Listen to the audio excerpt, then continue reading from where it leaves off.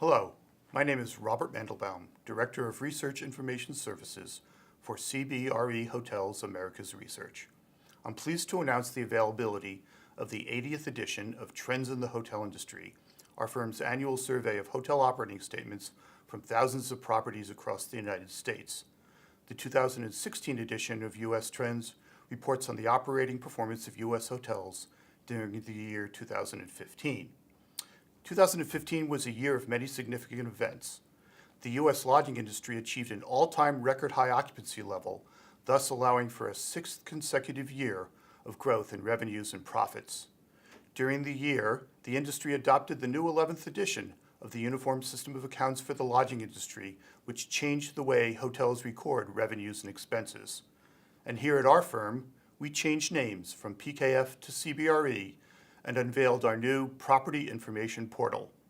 During the next few minutes, let's discuss these items. Total hotel revenue for the properties in our trend sample grew by 5.3% from 2014 to 2015. Of note, for the first time since 2009, food and beverage revenues increased at a faster pace than rooms revenue.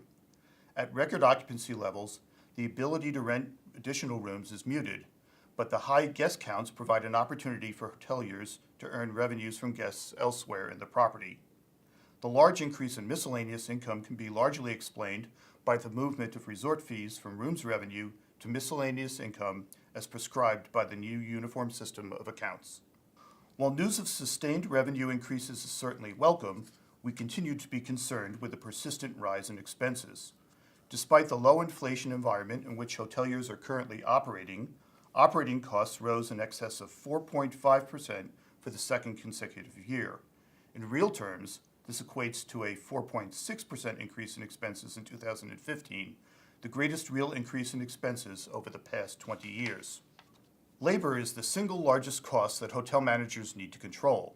In 2015, it was the 5.2% increase in salaries and wages that was the primary driver of the 4.6% increase in total labor costs during the year. This is only the third time in the past 20 years this has occurred. Salaries and wages may be the most difficult cost to control in the next few years. Several factors exist that will put upward pressure on hotel salaries and wages: low levels of unemployment, minimum and living wage legislation, the lowering of the salary threshold for overtime pay, and joint employer standards. There are some expenses that hotel managers have less control over, and these costs grew significantly during 2015. Since we are still in a period of revenue growth, it is not surprising that we are seeing strong increases in such items as management fees, franchise fees, and credit card commissions, all of which are directly influenced by changes in revenue. On the other hand, we saw declines in utility expenses and food cost. These declines are consistent with a drop in the national indices for these commodities. Looking forward, we believe that the growth in revenues will outpace rising costs, thus allowing for continued gains in profits. However, given where we are at the peak of the cycle, the changes in profits will not be as dramatic as those seen during the recovery and expansion phases of the cycle. As noted before, the new 11th edition of the Uniform System of Accounts for the lodging industry became effective on January 1st, 2015. Accordingly, we treated the 2015 P&L data we received in accordance with the new reporting requirements. Every time the lodging industry adopts a new uniform system, it allows us to provide greater exposure to the revenue and expense items that are growing in dollar value and relevance. Here are a few of those new revenue and expense items we are tracking. In recognition of the significant impact of labor costs on the profitability of hotels, the increased use of contract, leased, and outsourced labor, and the need to provide greater exposure to the distribution of service charges to employees, the Uniform System and CBRE are now tracking 7 discrete components of labor costs. In an effort to provide more consistent and equitable benchmarking of average daily rates in RevPAR, the new uniform system requires that all resort fee revenue be recorded as miscellaneous income. In prior years, resort fees were recorded in rooms revenue or allocated to other revenue-producing departments.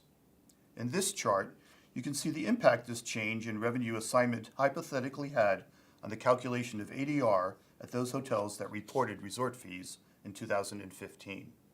Not only is technology a growing expense item for hotels, modern computer systems are designed to be inclusive of services and functions throughout the hotel. Therefore, a new undistributed department was created to provide greater exposure to the monies spent in this area. At CBRE, we are tracking 6 discrete costs within the new Information and Telecommunications Department. In closing, I'd like to invite you to visit our new online Property Information Portal, or PIP as we like to call it. Within the PIP, users can interact with all the valuable tools, reports, and data prepared by CBRE Hotels Americas Research. For example, customers can now prepare their own custom financial benchmarking reports online and see how their property's labor costs, resort fees, and technology expenses compare to the industry standards for comparable hotels. Like the metamorphosis of a butterfly, the lodging industry evolves over time, and that inspires us here at CBRE Hotels Americas Research to adjust our benchmarking and forecast reports and the way that we deliver them. Fortunately for U.S. hoteliers, we don't see much change in the hotel performance over the next few years as hotels continue to operate at peak levels at the top of the business cycle. To purchase a copy of the 2016 Trends in the Hotel Industry report, please visit our website at pip.cbrehotels.com. I thank you for your time.